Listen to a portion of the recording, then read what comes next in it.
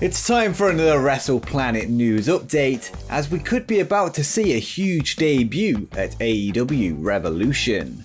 But first, Cody Rhodes recently took part in a media call ahead of last night's Crossroads special of AEW Dynamite. Cody spoke of the new AEW Dark Elevation show, as well as another new show coming to TNT this year. He said, "All our shows will end up in a different format. It's been a bit of a brain trust in forming those formats. Right now, the focus is AEW Dark Elevation and how we can make that different and feature our younger stars and prelim stars. One thing we won't do with AEW Dark Elevation is not bait and switch. We're not going to give you a show on night one and the show won't look like that the rest of the year. When it comes to the additional hour of content on TNT, I'm careful to say an extra hour because people think we're going to 3 hours and we're not. I can only tell you that that has a name and I love the name. Hopefully on the next media call we'll talk about it. It will happen in 2021. In addition to that, there is other news featuring other AEW talent regarding another show that is also in the Warner Media family. Keep your ear to the ground because we have some large moves and we're not stopping. We're moving forward, full speed ahead."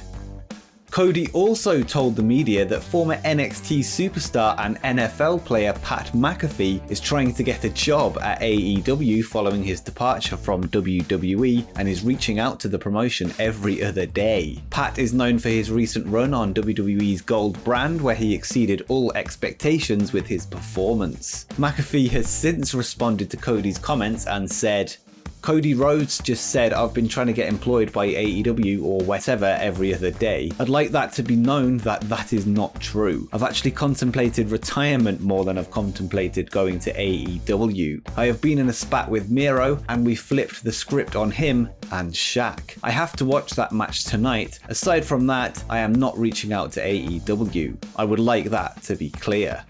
And it would certainly be an interesting signing should he show up, and I'm not sure whether this is a work or not, but I would bet that it's probably not.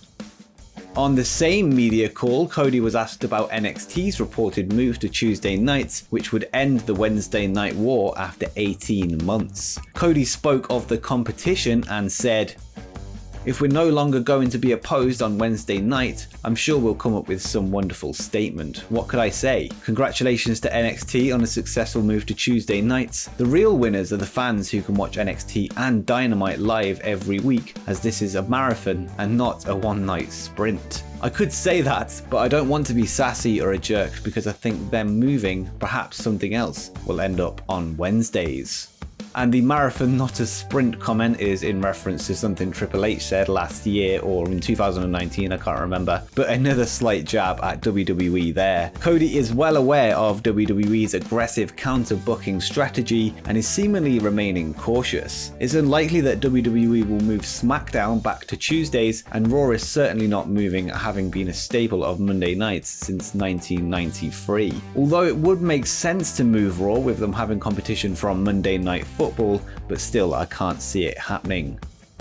Last night, during the Jurassic Express vs FTR and Tully Blanchard match, we saw the return of Shawn Spears and the debut of former Four Horsemen JJ Dillon, with the two helping the heels come away with the victory. This led to Arn Anderson coming out to the entranceway, showing an interest in what was going down in the ring. Of course, Tully, Arn and JJ are known for their time in the Four Horsemen in NWA and WCW. And if you're enjoying the video so far, why not help me out and drop a like down below, and also subscribe as we try to reach 10,000 subscribers. But let's get back to the news. Now, it seems like a new Four Horsemen is forming with 3 members, FTR and Shawn Spears, with one spot possibly left open for somebody else. Arn is of course the current manager of Cody Rhodes, so could Cody make up the 4th man in the group, or will it be somebody else? Maybe even Arn's son Brock, who is known to have started wrestling training. Anderson recently teased on his podcast, The Arn Show, that he would be gaining a new client, which makes me think that it's more likely to be a new face joining the group rather than Cody. Let me know if you think it will be Cody Rhodes, Brock Anderson, or somebody else in the comments down below. And I'm just going to pretend that I didn't predict the return of the Four Horsemen in a video in November of last year. Unfortunately, we had to take that video down as it contained AEW footage, but if you were there, you know. And for our second last story of the day, the tone is going to come down a little bit as there has been some unconfirmed rumors of the passing of a Japanese wrestling legend. Antonio Inoki, the founder of New Japan Pro Wrestling, the first IWGP heavyweight champion and a former WWE champion, although his reign is not officially recognized by the company. Inoki famously took part in a boxer versus wrestler fight with the boxing legend Muhammad Ali in 1976, with the battle considered the precursor to MMA. While his death has not been officially confirmed, there is strong speculation that he has passed over the last day following his recent health decline. Over the last few days, there was a video posted on his Twitter account which showed that he wasn't in the best of states. Inoki is an absolute legend of the wrestling business, and we can only hope that these rumors are false. But we will keep you updated on his health should anything be confirmed. And just as I was about to finish off this video, we have an update on the Antonio Inoki situation. Chris Hero has tweeted out that he is alive and well, and that the rumors are false. So some good news there, and hopefully his health can start to improve.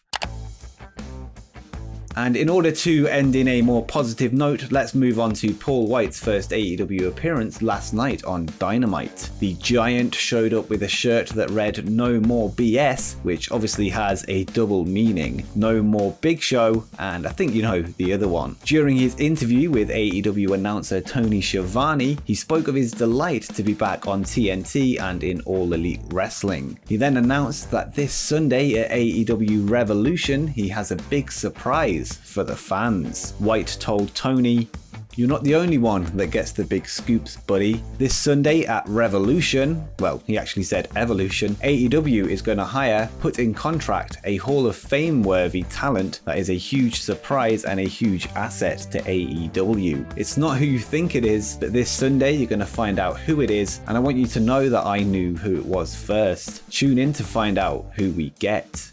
Naturally, social media instantly started speculating on who Paul Wight is referring to. CM Punk, Christian, Kurt Angle, and even Brock Lesnar were all names that were circling. Being that show said Hall of Fame worthy, it makes me think that it's not Kurt Angle, as he is already in the Hall of Fame. Obviously, CM Punk and Brock Lesnar are highly unlikely, but Christian doesn't seem too far-fetched. Although I'm not sure if he still has a WWE contract after his return at the Royal Rumble. And the question is this person the final entrant of the Face of the Revolution ladder match, which is known to have one last entrant yet to be announced, with a debutant being teased by Tony Khan last week? Although going back to CM Punk, his whole shtick was the revolution, and could the voice of the voiceless become the face of the revolution? It's just speculation, but it seems to add up and seems to fit the CM Punk character, although I still think it's very unlikely. If it's not to fill the slot in the ladder match, we could well be seeing two debuts at the pay-per-view. And let me know who you think Wight is talking about in the comments down below.